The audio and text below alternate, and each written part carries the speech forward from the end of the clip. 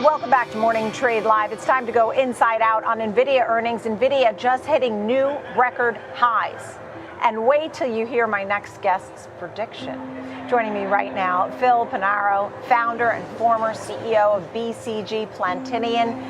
It's great to see you. Nicole, thank you for having me. Welcome. $800 by 2030. So you say it so I can hear it. Yes, I believe Nvidia will hit 800 by 2030. I look at things from a long-term perspective and from a technology perspective. But just based on the numbers that were released today, solidify that view. And I'll give you an example, and I think it's important to I'll talk about the numbers once, and then we'll move on to how the technology drives the numbers. So today, they've reported $35 billion in one quarter, which is 3 months. They had a total of $27 billion over 12 months last year. Right. So that means in 3 months, they exceeded their entire 2023 earnings by $8 billion.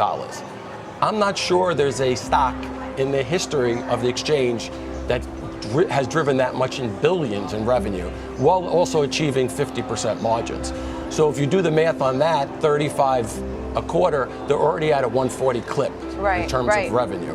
And in order to achieve the prediction of 800 by 2030, they need to be at 600 billion in revenue. So we're right on target. And look, I mean, you had Jensen Huang talking about the demand being incredible, more and more demand for the Blackwell chips, and those are already out in the hands of some of the companies and being integrated and everything. The big picture here seems pretty strong overall. You talk about the technology of it, and you're spinning it even into the government. A way that maybe we didn't talk about this. Yes, so let's talk about the 3 drivers for Nvidia and why I'm so bullish on it. The first driver is the AI revolution, which everybody talks about. And the penetration right now on AI is literally less than 1%. So that's important to take into consideration based on the performance they've already achieved. The second, which nobody talks about, is the transition from Web 2 to Web 3. Morgan Stanley, Goldman, and Citibank have all given estimates of that from 8 to 12 trillion dollars by 2030. 8 to 12. So we'll use the midpoint, which is 10 trillion. Right now, there's less than 1 trillion spent on Web 3.0, which means it has an opportunity to grow 10 times more. So that's why where the stock is now, which is around 140, going to 600, is actually a very conservative prediction. But there's a new thing that came up based on your question, which was the government. They just started, Musk and Vivek started the Department of Government Efficiency, which is looking at how you cut waste from the government. Now, they call this the second Manhattan Project, and nobody's spoken about this. The first Manhattan Project is when they created the atomic bomb, which has changed the way wars are fought, and it was a game changer. They call this the second Manhattan Project. And the reason why, if they do it right, is they're going to reinvent how government is managed and delivered. And I want to give specific examples. The federal government has over 300,000 buildings. They're the largest building owner in the US. You can take all of those buildings and you can build digital twins for them, and you can operate and maintain them off your phone using AI. In addition to that, all the government infrastructure you can build digital twins for, and you can actually drive those through AI. And the cost will come down tremendously. And to give you an example of, because people talk about, is AI have a value? And I've never talked about this on the show, but I actually built the market surveillance system that drives the NASDAQ market, catches people for insider trading, trade reporting. It used to take 4 months to catch somebody who were doing something illegal. We delivered the system, it takes 1 minute. So if you want to talk about how that will affect government manpower and services, there's your best example. And efficiency, yes, in a big way, without a doubt. It's unbelievable what you're talking about. The question is whether or not Elon Musk and Vivek Ramaswamy can actually get this done in the period of time that they have. Well, let's take it piece by piece. You're talking about reinventing. You talked about the atomic bomb as the first Manhattan Project, and this being the second. How quickly can this happen? So let's take this piece by piece. So the Biden administration actually put AI heads for each of the top agencies, and I actually met with the head of HUD, and we discussed digitalization of all their assets.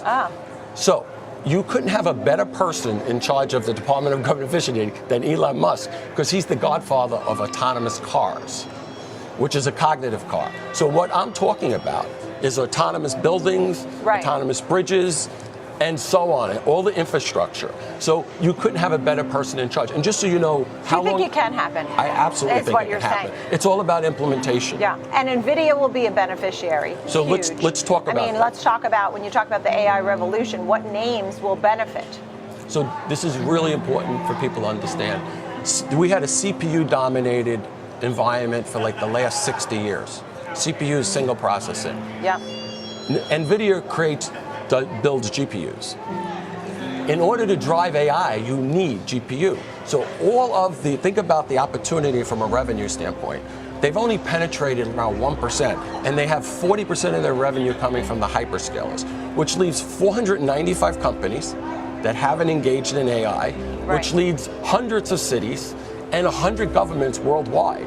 And all of them will be engaging NVIDIA. Know why? Because in order to drive AI, you need GPUs. Yeah, so NVIDIA is it sounds like. I mean, what about all the others? I mean, when we think of AMD and Taiwan Semi, and do they benefit too, or not really? So this is important for people to understand, because this is a question I get all the time. They're like, well, there's other chip players out there, and they may have cheaper chips. Intel. It's not just the chip. So NVIDIA provides the chip, the programming language, which is CUDA, the networking, and the most important thing, which nobody talks about, which is Omniverse, which is digital twins. So in order to do all that autonomous, to make it work you actually have embedded AI. And you need all of those things. Also, the people who have been trained on AI, they've all been trained in CUDA. So they created like a moat. In this language. They created a moat around the castle. All right, we have to go, but just a quick background. How did you get into this and have the passion that you do about this? Well, as I mentioned, I built the market surveillance system. Yeah, so were you studying this when you were 12? So the bottom line is, I'm a believer in technology and how it can lead people forward. And also, I was also senior advisor for NEOM, which was the world's first cognitive city, where they were building it digitally. So I'm a big believer in a digital-first approach. And that's why I'm such a strong believer in where NVIDIA is going to go, because the bottom line is AI has only just started. By 2030, once NVIDIA penetrates all those different markets, it's going to literally go to the moon. My estimate of 800 is actually conservative. There's going to be an AI arms race. And do you know what that means? That means corporations are going to be competing, cities are going to be competing, governments and militaries. And NVIDIA's penetration in those other areas is minimal to none, and they will penetrate them all. All right, Phil Panaro, founder, former CEO, Boston Consulting Group at Plantinion.